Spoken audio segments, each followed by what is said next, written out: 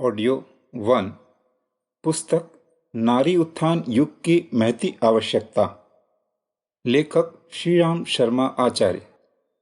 नारी उत्थान युग की महती आवश्यकता। मनुष्य के स्वभाव में एक विचित्र बात यह है कि उसे अपनी हर आदत प्यारी लगने लगती है। अपने अभ्यास में आए हुए दोष दुर्गुण जो दूसरों को सहन भी नहीं होते, स्वयं को प्रिय लगते हैं। अगर कोई उन्हें छोड़ने बदलने के लिए कहता है तो बुरा लगता है। अपने स्वभाव में सुधार की बात कहने वालों को लोग हितैषी नहीं, आलोचक और शत्रु के रूप में देखने लगते हैं। नारी समस्या के बारे में भी कुछ ऐसी ही विचित्र घटना घट रही है। जो ढर्रा चल रहा है उसे बदलने की कोशिश क्यों की जाए? जो कुछ हो रहा है उसमें पुरुष को अपना लाभ दिखाई देता है और नारी उसकी अभ्यस्त हो गई है। ऐसी हालत में बेकार छेड़छाड़ क्यों की जाए? इस प्रकार के प्रश्न कई परंपरावादी उठाया करते हैं। स्थिति ज्यों की त्यों बनी रहने देने से उथल पुथल की झंझट से बचा जा सकता है, लेकिन उस अनीति के बने रहने से जो नुकसान हो रहा है उससे तो नहीं ही बचा जा सकता। आगे उज्जवल भविष्य जिस आधार पर बन सकता है वह आधार तो उचित परिवर्तन लाए बिना नहीं ही बन सकते। विचारशीलों का कर्तव्य है कि वे नारी का स्तर गिरने के कारण हो रही भौतिक एवं आत्मिक हानि पर विचार करें, उसकी भयंकरता को समझें और उसे दूर करने की प्रभावशाली योजना बनाएं। यूं नारी के ऊपर लगे हुए बंधनों के कारण होने वाली कठिनाइयों का समाधान भी कम महत्व का काम नहीं है, परंतु उससे भी अधिक महत्व की बात यह है कि अविकसित पिछड़ी हुई स्थिति में पड़ी हुई नारी को योग्य बनाया जाए। उसकी प्रतिभा से वह लाभ उठाया जाए जिसके बिना सारी मनुष्य जाति की उन्नति का मार्ग ही रुका हुआ है। संपन्नता और खुशहाली पैदा करने के कई आधार कहे जाते हैं। कल कारखाने, कृषि फार्म, व्यापार संस्थान, यातायात के साधन आदि महत्वपूर्ण आधार माने जाते हैं, लेकिन यदि विकसित और योग्य नागरिकों को भी इसका आधार समझा जाए तो यह मानना ही पड़ेगा कि अकेले नर के बूते ही सब कुछ नहीं हो सकता। उसमें नारी का भी सहयोग चाहिए और समुन्नत हुए बिना नारी ऐसा सहयोग दे नहीं सकती। समाज में एक वर्ग को पिछड़ा बनाए रखना फायदे का नहीं, घाटे का सौदा है। पिछड़ा वर्ग समर्थ वर्ग के लिए हमेशा गले का पत्थर बना रहेगा। एक पिछड़ेपन से करा रहा होगा और दूसरे की कमर दोहरा भार ढोने से टूट रही होगी। पिछड़ी नारी न घर परिवार के लिए उत्पादक होती है और न किसी दूसरे महत्वपूर्ण कार्य में हाथ बटा पाती है। जल्दी जल्दी बच्चे पैदा होने से एक ओर उसका स्वास्थ्य चौपट होता है तो दूसरी ओर परिवार की अर्थव्यवस्था लड़खड़ा जाती है। छोटे घरों के पिंजड़े में पर्दे के अंदर कैद रहने वाली स्त्री का स्वास्थ्य खुली हवा और रोशनी के अभाव में बिगड़ जाना बिल्कुल स्वाभाविक है। शरीर जर्जर, मानसिक रूप से पिछड़ी हुई, सताई हुई और अपमानित आज की नारी अपने लिए और अपने समाज के लिए भार बनकर ही रहेगी। जिनने उसका पिछड़ापन दूर करने की कोशिश नहीं की वे ही इसका नुकसान उठाएंगे। पर्दा प्रथा विवेकपूर्ण नहीं है, मगर उस समय तो अविवेक की हद ही हो जाती है जब वह अपने ही माता पिता के समान अभिभावकों से किया जाता है। ससुर पति का पिता वधू के लिए अपने निज के पिता से भी अधिक पूज्य है। उम्र और भावना की दृष्टि से ससुर और पुत्र वधू के बीच सगे बाप बेटी से भी अधिक पवित्र संबंध होने चाहिए। पति के बड़े भाई, जेठ आदि के संबंध भी इसी प्रकार के होते हैं। सास से पर्दा तो और भी विचित्र है। नारी को नारी से पर्दा किस लिए करना चाहिए? माँ बेटी के बीच, पिता पुत्री के बीच पर्दा कैसा? इससे तो उनके बीच विचारों का आदान प्रदान ही रुक जाता है। कोई किसी से मन की बात कह भी नहीं पाती। पर्दा प्रथा के कारण संकोच की ऊंची दीवार खड़ी रहने से तो अपने ही परिवार के व्यक्ति एक दूसरे के साथ एक ही घर में रहते हुए भी पड़ोसी, अनजान जैसी स्थिति में ही बने रहते हैं। नारी पर ऐसे प्रतिबंध क्यों लगे हैं? कोई व्यक्ति यदि इसका उचित कारण विवेक से सोचना चाहे तो दो ही अंदाज लगाए जा सकते हैं। एक तो यह कि अपने समाज का पुरुष वर्ग इतना चरित्र भ्रष्ट है कि उसके आगे मुंह खोलकर रहना खतरे से खाली नहीं है। दूसरा यह कि नारी थोड़ी भी विश्वसनीय नहीं है। वह पर्दों की जंजीरों में जकड़े बिना चरित्रनिष्ठ नहीं रह सकती। यह दोनों ही आशंकाएं हमारे आचरण पर कलंक की कालिख पोतती हैं। एक सभ्य परिवार में माता, पिता, भाई, बहन, छोटे, बड़े, वयस्क, प्रौढ़, किशोर सभी आयु के नर नारी होते हैं। वे पूर्ण सुरक्षा और निश्चिंतता पूर्वक रहते हैं। शालीनता के रहते किसी प्रकार के पर्दे की जरूरत नहीं पड़ती। पर्दे का बंधन दुराचार रोक सकता है, यह सोचना बेकार है। मनुष्य का शरीर ही कपड़े से ढका जा सकता है, उसकी नीयत नहीं ढकी जा सकती। मनुष्य की चतुरता का कोई ठिकाना नहीं है। कैदी जेल से सुरंगें खोदकर भाग निकलते हैं। पॉकेटमार भरी भीड़ में अपना कर्तव्य दिखाते हैं।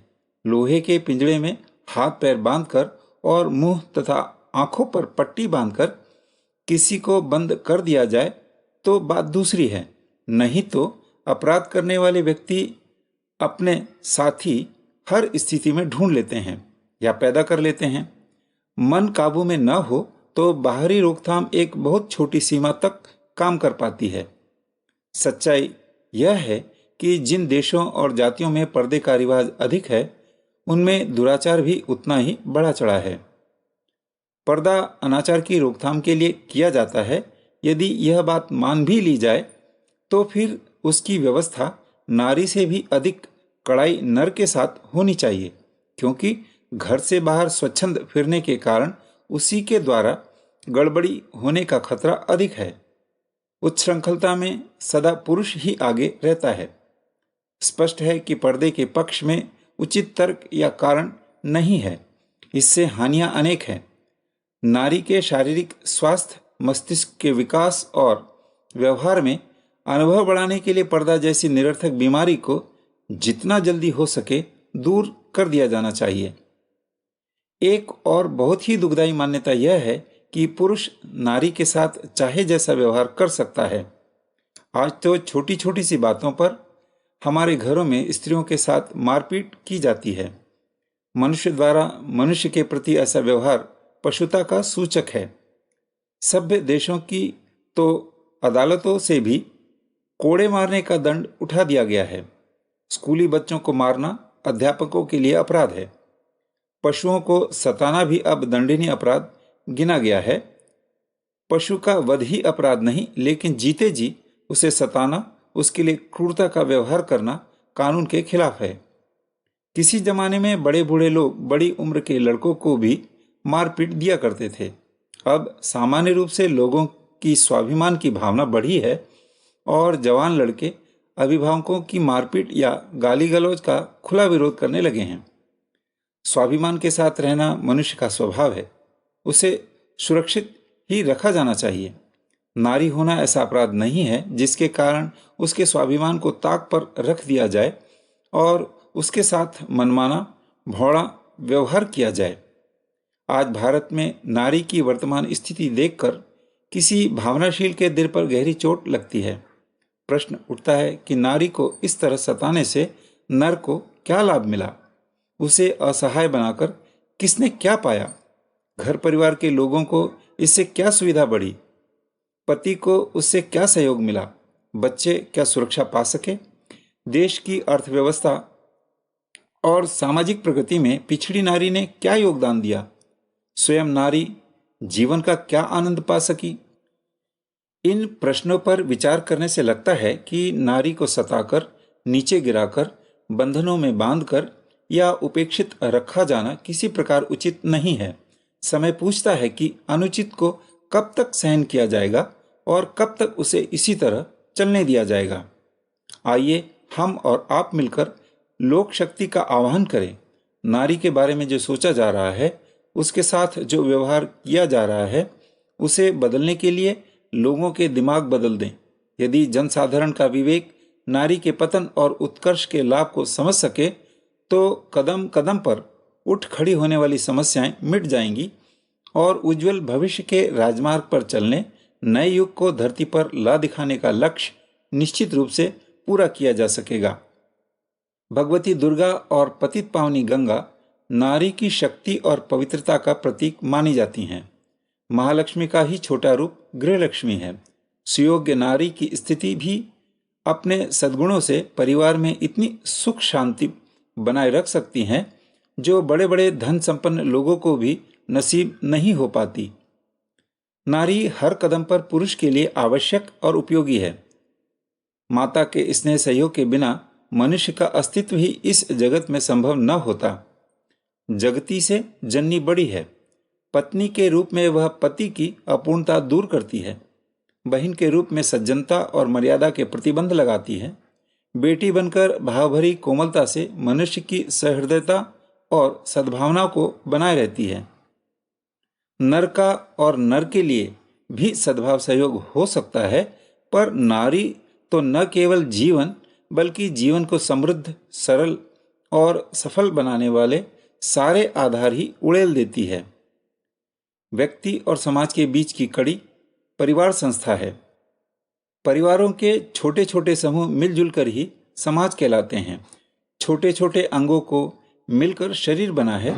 उसी प्रकार समाज, देश और विश्व सभी का ढांचा परिवारों के समूह से मिलकर ही खड़ा होता है। शरीर के छोटे छोटे कोशों में दोष आ जाने पर पूरे शरीर का ढांचा लड़खड़ाने लगता है।